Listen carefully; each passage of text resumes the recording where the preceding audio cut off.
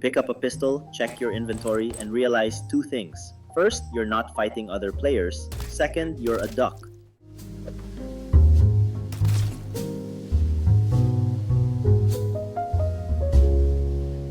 Escape from Duckov is a game about waking up alone in a bunker, then heading out to scavenge through ruins before the unforgiving night falls. It takes the methodical, high-stakes loop of Escape from Tarkov and Zero Sievert, wraps it in a top-down view, and asks, what if the tension was still there, but the player was an angry waterfowl? The result is a single-player looter-shooter that is equal parts chill, demanding, and wonderfully absurd. Your bunker is your home base and your lifeline. Everything happens here. You've got your workbench, teleporter, gym, armor and weapon shop, and kitchen. All the essentials that keep you alive and better equipped for the next run. The vending machines already stocked, selling food, drinks, and materials that refresh over time. These upgrades don't just decorate your hideout, they equip you, assist you, and make your next trip smoother. The loop is driven by quests. You head out, complete objectives, and return with loot to build whatever's next on your upgrade list. Those quests matter, not just for gear or money, but because they grant the experience you need to level up. Your level gates your skill tree, and that tree gets expensive the further you climb. Every node eats money and materials, so progress feels truly earned. Currency goes fast too, since you'll also use it to expand your warehouse or buy stat upgrades from NPCs. Between runs, you buy, craft, and tweak your loadout.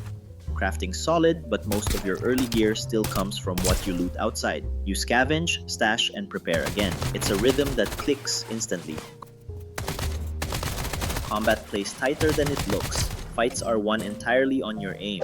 Hold right-click and your duck raises their weapon, shifting your view toward the cursor based on the scope you've equipped. Crosshairs tighten as the weapon settles. Different guns steady at different speeds. The tighter the reticle, the cleaner the shot. You've also got a roll, and it's not just for style. Rolling gives you brief invincibility, letting you dodge bullets or melee swings. It eats stamina, so you can't spam it, but learning when to roll versus when to aim is what separates a clean extraction from a messy death. Vision matters too. The game uses a fog of war system that hides enemies until you actually see them. You can't spot targets behind walls just because your cursor's there. Your duck needs direct line of sight. At night, that vision shrinks to a flashlight-sized cone. When the clock hits 2200 hours, spiderbots crawl out, and unless you're stacked on gear, they'll shred you in seconds. Early on, the best choice is to run, or just sleep it off until sunrise.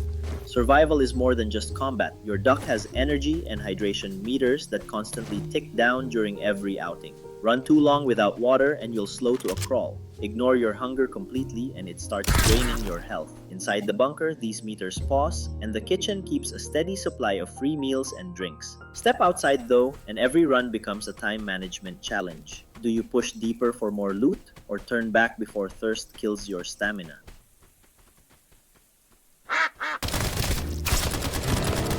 Die out there and you leave a corpse behind. Everything you were carrying stays with it.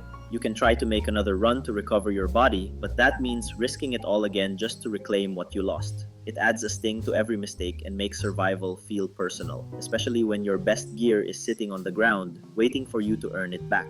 Inventory management keeps the tension up. Every item has weight and every backpack has limited space. Overload yourself and you'll feel it. The duck slows to a crawl. But greed hits hard when you're trying to fit one last rare item before extracting. The moment you make it back to the bunker loaded with loot, the mellow music plays and it's pure relief. The systems link together naturally. You do quests to earn experience and currency, and that progress feeds right back into your bunker, building new stations, unlocking upgrades, and buying skill enhancements. Talents let you specialize your build, whether you want to swing harder in melee, lean into range precision, or just carry half the world in your backpack. You can't pick one right away though. Certain talents stay locked until you finish specific quests. And then there's your pet. Your companion dog can't die, can't complain, and completely ignores weight limits. You can dump heavy items into his backpack and keep running like nothing happened. It's such a small thing but can be quite handy when you want to bring that 18-kilogram car battery back home. Sound plays its part too. Every action makes noise and enemies react to it. They make their own noise as well, and the game throws up subtle indicators showing direction. It's a simple idea that makes sneaking feel tense without needing complicated stealth mechanics. Fast travel is clever. Inside each map, you'll find glowing bubbles that link to other points like mini wormholes. Back home, you can build a teleporter that lets you choose exactly which region to start in the next run, skipping the long trek from the bunker entrance. It's one of the best late-game quality of life features you can build. Weather and storm cycles give the world personality. Every 10 days, a full planetary storm hits and the surface becomes nearly uninhabitable without proper equipment. You plan your runs around it, sleep through the chaos, or risk it all for that one more loot trip. After about 20 hours, the game finds its rhythm.